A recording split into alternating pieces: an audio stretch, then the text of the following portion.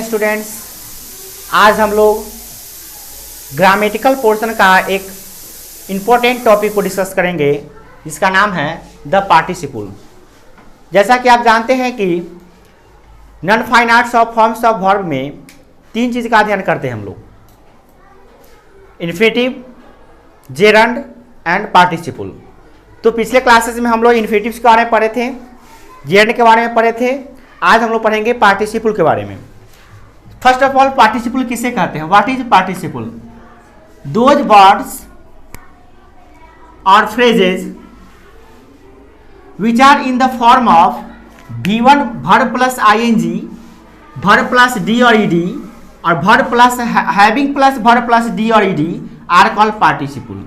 वैसे वर्ब जो इसके रूप में हो, ऐसे वर्ड्स जो इसके रूप में हो या ऐसा हो, वे सबको कहेंगे पार्टिसिपल।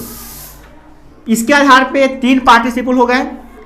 पहला present participle, past participle and perfect participle. ये प्रेजेंट पार्टिसिपल देखिए इसका है क्या फॉर्म? Verb plus ing। और हम जानते हैं कि वर्ब प्लस ing क्रिया का भी रूप है, वर्ब प्लस ing V4 है। दूसरी नंबर बात, यह जेरंड भी है और यहाँ पर देख रहे हैं कि यह प्रेजेंट पार्टिसिपल भी है। तो ये प्रॉब्लम हो रही है। अब इसके यूजेस के आधार पर हम पहचानेंगे कि कब ये V4 है, कब ये जेरंड है, कि कब ये प्रेजेंट पार्टिसिपल है। चलिए हम लोग शुरू करते हैं इसका यूज, प्रेजेंट पार्टिसिपल का use. What is the use of present participle? First use, it is use to form continuous tense. किसी भी टेंस मतलब कितने टेंस होते हैं? टेंस तो तीन प्रकार के होते हैं, present tense, past tense and future tense.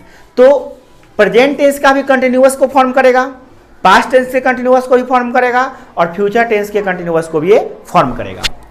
तो देखिए यहाँ पे Ram is singing a song, तो यहाँ पे प्रेजेंट कंटिन्यूअस का प्रयोग हो रहा है। यहाँ पे प्रेजेंट कंटिन्यूअस को फॉर्म कर रहा है, प्रेजेंट कंटिन्यूअस। यहाँ पे देख रहे हैं she was singing she was going to market, तो यहाँ पे जो गोइंग है ये क्या है? पास्ट कंटिन्यूअस को फॉर्म कर रहा है। और यहाँ पे Radha will be dancing tomorrow, यहाँ पे जो डांसिंग है ये फ्यूचर कंटिन्यूअस को फॉर्म कर रहा है। कहने का तात्पर्य यह हुआ कि यह कंटिन्यूअस फॉर्म करने के लिए प्रयोग किया जाता है। तो कहिए सर ये तो वर्ब में भी होता है, वर्ब प्लस ing वही ना होता है। तो आप पहले कहते थे उसको V1 V4 कहते थे, आप उसको V4 नहीं कहिए, अब क्या कहिए? Present participle. जब आपसे पूछा जाए कि Ram is singing a song में सिंगिंग क्या है, तो आपका जवाब V4 नहीं होना चाहिए, अब जवाब होना चाहिए कि ये प्रेजेंट पार्टिसिपल है। बचपन में बता दिया जाता है, बहुतों कुछ बता दिया जाता है। जैसे कि आपको कहा दिया जाता है जिस वर्ड के पहला लेटर जो है A-E-I-O-U होता है, वॉवेल होता है, उसके पहले तुम एन लगाओ, बाकी पे पहले ए लगाओ। बट क्या ये सही है? नहीं है, ये सही नहीं है। हम लोग देखते हैं वन का में शुरू में ओ आता है परंतु लगाते हैं ए, ये उच्चारण के आधार पे होता है। तो ये समय के आधार पे सिखाया जाता है। समय अभी आपको सीखने का है कि ये डांसिंग, गोइंग, सिंगिंग V4 नहीं है, ये सब प्रेजेंट पार्टिसिपल है जो टेंस के कंटिन्यूअस फॉर्म को बनाने के लिए प्रयुक्त किया गया है। कोई टेंस तीन गो है, तीनों का कंटिन्यूअस होता है, तीनों का कंटिन्यूअस बनाने के लिए इसका प्रयोग किया जाता है। नेक्स्ट है दूसरा use, it is use as an adjective. बहुत इंटरेस्टिंग बात है कि एक वर्ब का फॉर्म जो देखने में लगता है वर्ब है, क्योंकि V1 प्लस ing क्या है? वर्ब का फॉर्म देखने में लगा, कोई भी देखा क्या V4 है, अभी सीखे प्रेजेंट पार्टिसिपल है, तो फिर ये एडजेक्टिव की तरह कार्य करता है। Use as a adjective. Adjective क्या करता है? किसी नाउन या प्रोनाउन को क्वालिफाई करता है, या तो नाउन की विशेषता बताता है या तो प्रोनाउन की विशेषता बताता है। अब देखिए विशेषता बताने के लिए आता है कैसे? सी हैज स्माइलिंग फेस। यहाँ पे स्माइलिंग मतलब क्या? मुस्कुरा। सी हैज स्माइलिंग फेस मतलब स्माइलिंग फेस। फेस क्या है? फेस है नाउन।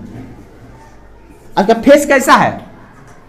स्माइलिंग है मतलब मुस्कुराता चेहरा है उसका, चेहरा उसका मुस्कुराता हुआ है। मतलब क्या है? उसके चेहरे की विशेषता बताने के लिए कौन शब्द आया है? स्माइलिंग।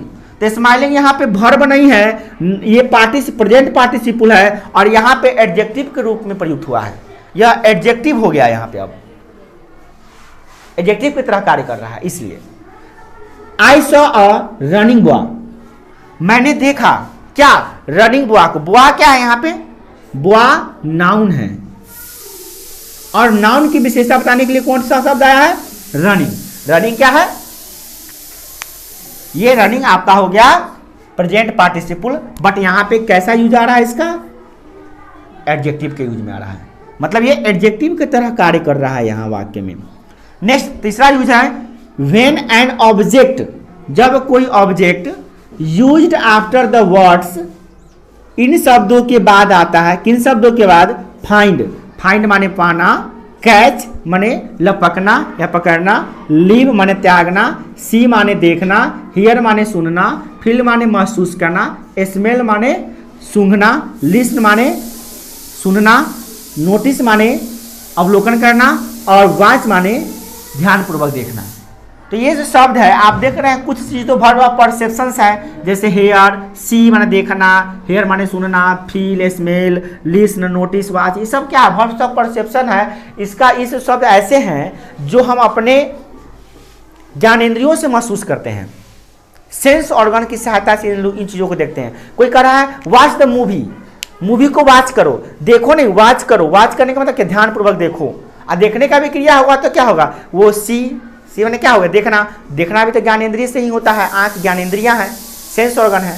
तो यहाँ पे आप देख रहे हैं सेंस ऑर्गन वाले जो है वर्ड हैं, जिनके बाद अगर कोई ऑब्जेक्ट आता है, इसके बाद कोई ऑब्जेक्ट आता है तो उसके लिए उसके बाद प्रेजेंट पार्टिसिपल का प्रयोग किया जाता है। जैसे देखिए सोहन कॉट हिम, सोहन ने उसे पकड़ा, तो देखिए कॉट क्या है यहाँ पे, कैच का भी वर्ब V2 है, यानी इसका रूप है, यानी कैचे ना हुआ, ये कैच हो गया।